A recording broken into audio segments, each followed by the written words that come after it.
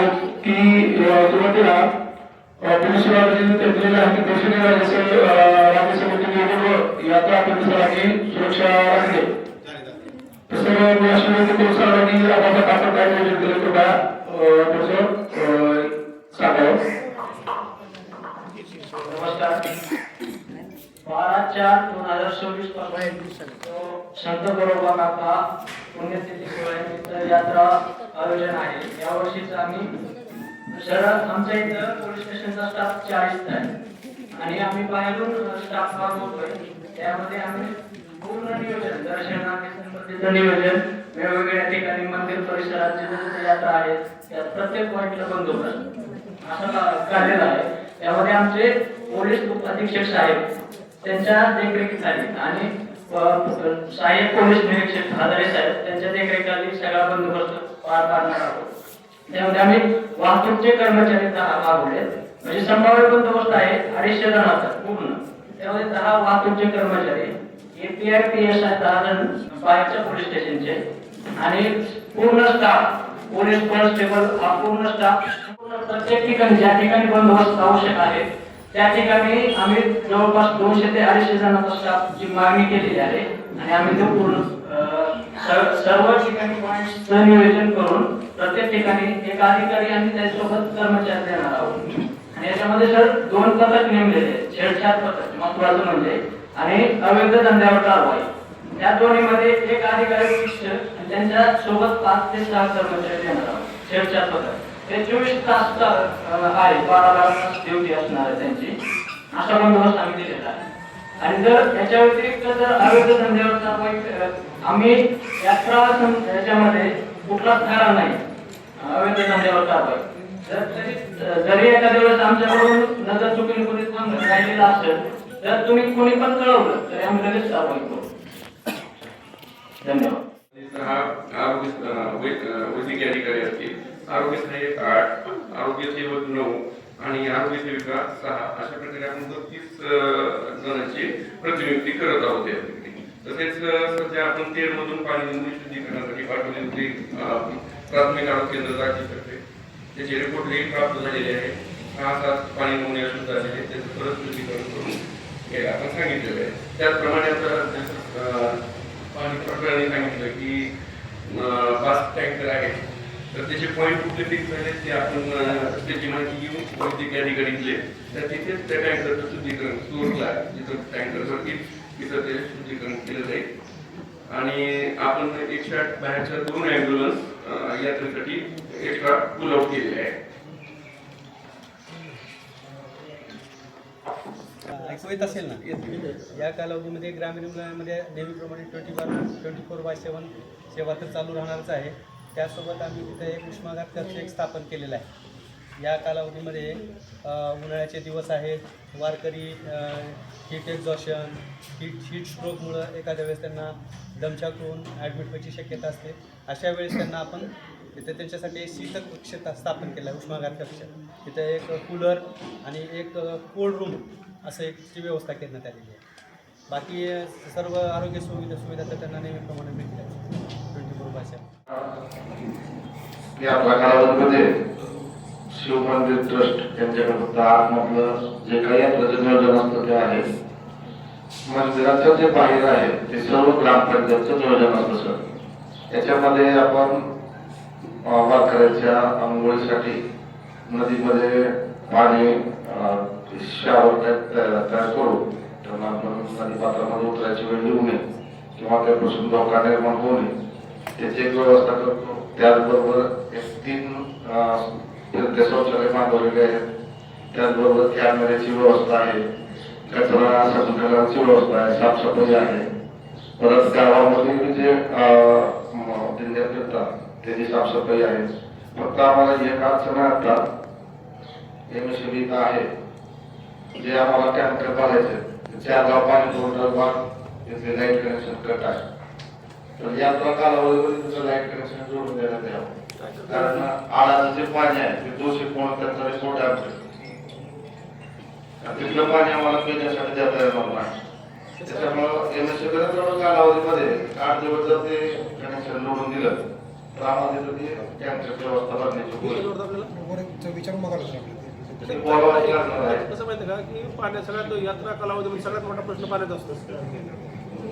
कारण तिथलं light connection कमी असल्यामुळं आम्हाला दुसरीकडे पाणी कुठं भरायचं म्हणलं तर ते फिल्टर बनवणार पिण्यासाठी द्यायचं तर परत त्याचं पब्लिसिटी वेगळी होते आणि आम्ही कुठं डॅममध्ये मोठा टाकून भरणार त्या अडचणी निर्माण होणार.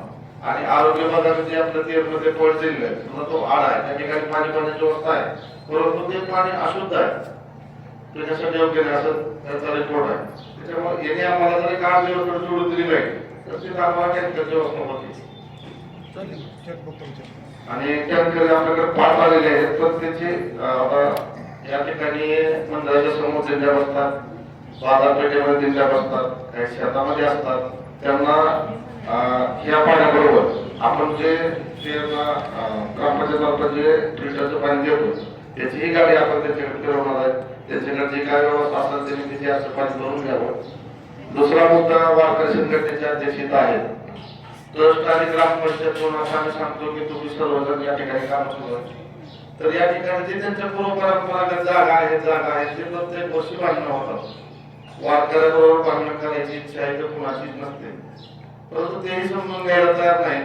ज्या पद्धतीनं पंढरपूरला 65 एकरमध्ये व्यवस्था केली गेली त्या पद्धतीने आम्ही तुम्हाला हात जोडून सांगतो की तुम्ही समोर पटांगणामध्ये या तुम्हाला काय तिथं मंडप लागत असेल आम्ही त्याची व्यवस्था करू पाणी तर देतो लाईट देतो हे काय होतं वर्षाला तिथं बसतात आतमध्ये परत काय दिंड्याचं पाठीमागे आता तिथं माती टाकलेली आहे ते परत पाणी होतं तर अध्यक्ष म्हणून मी त्याला मागाशी बोललो तर ते म्हणतात ते आमचं ऐकत नाही त्या अडचणी निर्माण व्हायला लागल्या तर वारकरी संघटनेमध्ये बोलतो त्या दिंड्या जर एक ठिकाणी आल्या तर आम्हाला व्यवस्था करायला होईल पण यांची अवस्था आणि आता इथं आपल्याला कामकाज चालू आहे काय झालं गर्दीमध्ये तर एक ठिकाणी आल्याला बाजूला होतं त्यांची व्यवस्था होती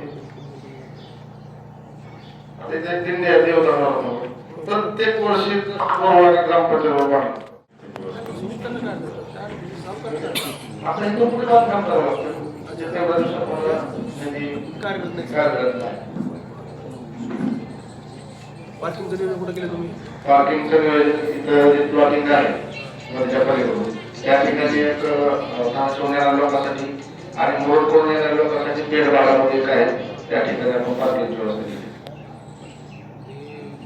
सगळे दुकानं बसणार आहेत छोटे त्यांचं नियोजन कसं आहे? त्या लोकांना आता ह्या मंदिर परिसरामध्ये वायरचं काम चालू आहे म्हणजे ह्या तारा काढून पूर्ण त्या ठिकाणी वायर फिरवायला चालू आहे त्याच्यानंतर आपण हारास दिलेला असतो हारासामार्फत आपला माणूस प्रत्येक दुकानाला बल्ब जर काय ते लागतंय ते लाईट आपण त्याला पुरवतो दुकानासाठी.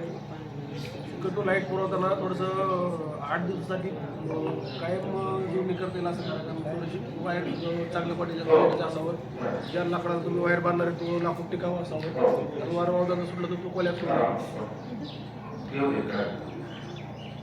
घंटा गाडी 24 तास आहे किती गाडी आहे?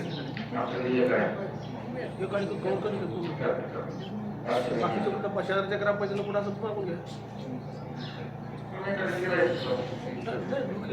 ग्रामपंचायतीला असतीलच ना एक पत्र जर दिलं तुम्ही त्याला आम्ही तर आम्हाला जर पत्र दिलं ठीक आहे तुमच्याकडून कसं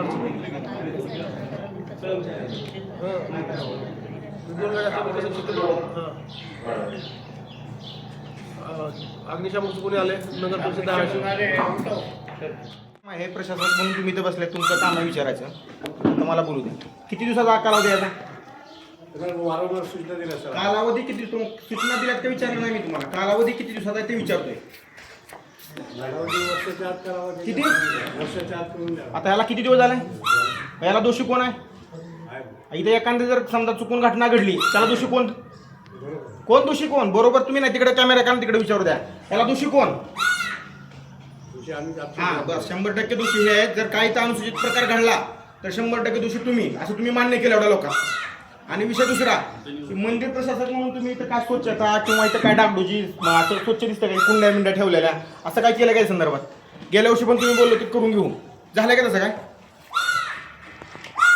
तुम्ही काय व्यवस्था केली ह्यावेळेस करून घे. नाही थांबा हो, आता त्यांचं पण विचारू की आता ही वायर गिर लोंबायला आपल्या घरात एक दिवस लोंबले तर आपल्या आवडतं का साहेब तहसीलदार साहेब तुम्ही सांगा आवडतं काय बरे मंदिर आहे संत गोरोबा काकांचं मंदिर आहे असं वाटतंय का तुम्हाला बसलं तुम्ही सांगा समोर काकाच्या समोर बसले किती तुम्ही कर्मचारी आहेत कामाला इथं?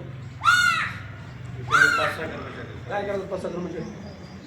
जर हो का इकडे बघा मी काय म्हणतो एक मिनिट आहे का नाही साहेब मी काय म्हणतो एक मिनिट आहे का जर समजा हे साफसफाई झालेलं नसेल तर मी 100% तुम्हाला निवेदन देऊन हल्ली निवेदन देऊ एकादशी अगोदर दिवशी तर उपोषणाला बसणार म्हणजे यांचं वर्षानुवर्ष चालत आलेला गेल्या वर्षीच मॅडमनी सांगितलं की तुम्हाला 1-2 दिवसामध्ये साफसफाई करून मिळेल स्वच्छता मिळावं मंदिरात आल्यानंतर प्रसन्न वाटलं पाहिजे इथं आल्यानंतर माणूस दुःखी व्हायला तुम्हाला योग्य वाटलं का सांगा एवढी लोक आली नाही तिथं तुम्हाला योग्य वाटलं का म्हणजे शासनाची लोक आली नाहीत गोरबा का आमदार साहेबाचं गाव आहे घेतलंय मी. उपमुख्यमंत्री साहेब मॅडमचं गाव आहे माहेर आणि त्या ठिकाणी जर तुमच्यासारखे लोक येत नसतील तरी भरली मोठी शोकांतिक आहे नाही, घेतलंय मी कसं आहे याची व्यवस्था पण नाही आता मॅडम मी बोलवतो सांगायला लागतील 1.5 वर्ष बोललं पाहिजे त्यांनी 1.5 वर्ष झालं भाऊ, तुम्ही काय करता त्यांचं काम आहे ते. तुमचं काय नाव? तुम्ही आता समजा किती लोक तिथं? आता 1.5 वर्ष यांनी पगार घेतला नाही का पगार? कसं आमदार साहेबाचं गाव असल्यामुळे काही लोक गपची बसतात आमदार साहेबाकडे बघून तुमच्याकडे बघून कुणीही गपची बसत नाही पण तुझ्यात त्याला तुम्ही गैरफायदा घ्यायला तुम्ही 2-4 दिवसामध्ये क्लिअर दिसलं पाहिजे नाही तर तुम्हाला मी देऊ देणार नाही समोर सांगतो एक मिनिट साहेब थांबा देशमुख साहेब आणि ग्रामसेवक कोणी दिले तुम्ही दोघांनी मला हे काम परवा दिवशीपर्यंत झालेलं पाहिजे बाकीचं सांगत नाही तुम्हाला हे जी वायर खाली लोंबतायत वायरचे ते तुमच्याकडून यांच्याकडून करून घ्यायचं तुम्ही नाही करायचं मंदिर प्रशासनाकडून करून घ्यायचं मला रिपोर्ट करायचं मी परवा दिवशी संध्याकाळी येऊन बघणार आहे प्रशिक्षण दिलेलं आहे वाटल्यास तशी आपल्याकडे आपत्ती व्यवस्थापनाला तुमच्या गावची आणि आजूबाजूच्या गावातल्या जी आम्ही मुलं प्रशिक्षण केले या मुलांची यादी आहे लागलीच तर मी त्यांना त्याच्या या बाबतीत बैठक घेऊन त्याला प्रयत्न करण्यात आला तर त्यावर आम्ही प्रयत्नशील पालखी हा महत्वाचा विषय आहे याचे काय तुम्ही पॉईंट फिक्स केले की काय केलं पॉईंट फिक्स केले त्याने ते आता पॉईंट फिक्स करताना जिथं दिंड्या उतरणार आहेत तुम्ही दिंड्याची जागा फिक्स केलेली आहे जिल्हा उतरणारा त्या ठिकाणी काय टँकर आम्ही घेऊ त्याप्रमाणे आम्ही कॅपॅसिटी किती आहे टँकरची 12,000 लिटर 12,000 लिटर भरणार कुठून 2 स्त्रोत आहेत फिल्टर रोमिंग करतोय किंवा इथल्या बापच्या गाडच्या तसं आता उन्हाळ्याचे दिवस आहेत पाणी कमी पडायला नको हो हो बाकी ग्रामपंचायतीने काय केलं पाणी केलं असतं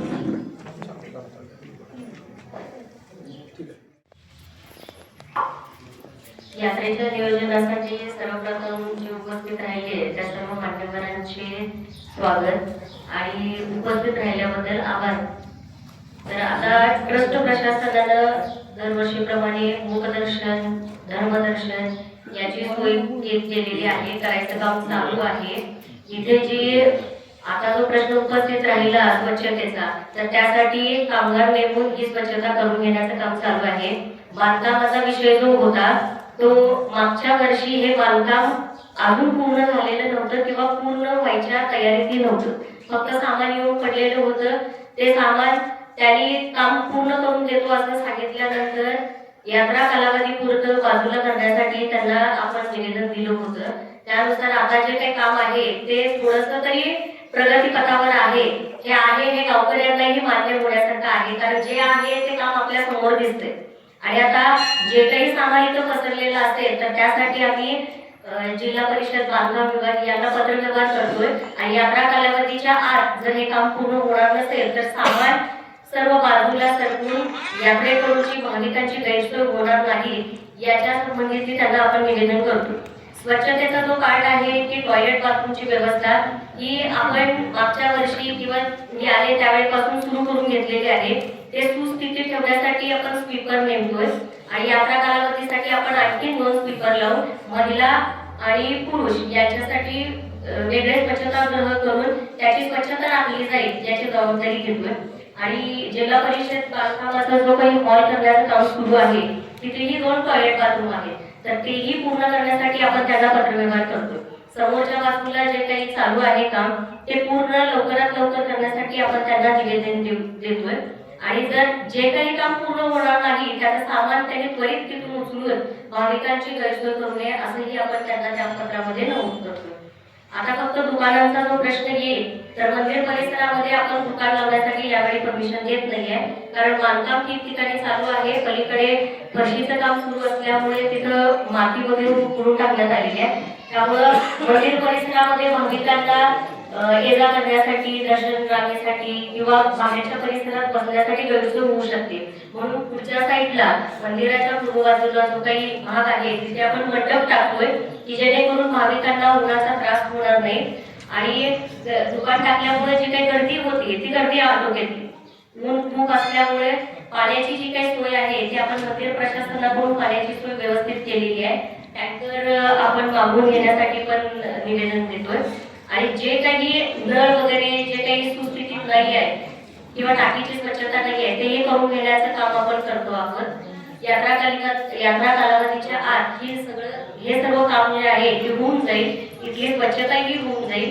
जे काही तारेचा जो प्रश्न आहे त्या ताराही ज्या बांधकाम विभागाचं काम चालू असल्यामुळे त्या तारा पडलेल्या आहेत, त्यामुळे त्या तारा उचलून घेण्याचंही काम करण्यात येईल. सीसीटीव्ही जे काही आहे ते बांधकामाचं काम चालू असल्यामुळे कनेक्शन त्याच्याकडून कट करण्यात आलं होतं, तर ते कनेक्शन ही सुस्थितीत करून घेऊन सीसीटीव्ही सुस्थितीत करून घेतले जातील. आपण मागच्या वर्षी सीसीटीव्ही सगळ्या जागी बसवलेले आहेत. ते सगळे सीसीटीव्ही चालू स्थितीत राहतील याची खबरदारी आम्ही घेऊ. दर्शन रांगेत किंवा मंदिर परिसरात कुठल्याही भाविकांना कुठल्याही प्रकारची गैरसोय होणार नाही इतकी काळजी आम्ही आमच्या परीने घेऊ. त्याच प्रकारे ग्रामस्थांनाही एक माझी विनंती आहे की गाव तुमचंच आहे, गावामधील गोरवा काकांचं मंदिर आहे हेही तुमचंच आहे. आमचं जसं आहे तसं तुमचीही जबाबदारी इतकी आहे की मंदिर प्रशासन काही ठिकाणी जिथं कुठे वाटेल की मंदिर प्रशासन कमी पडतंय तर एक सुजाण नागरिक म्हणून तुम्हाला जी काही मदत करता येऊ शकते ती मदत तुम्ही सुजाण नागरिक म्हणून करावी अशी मी तुम्हा सर्व गावकऱ्यांना विनंती करते. जेणेकरून यात्रा कालावधीमध्ये आपल्या तेर गावचं नाव कुठेही खराब होऊ नये.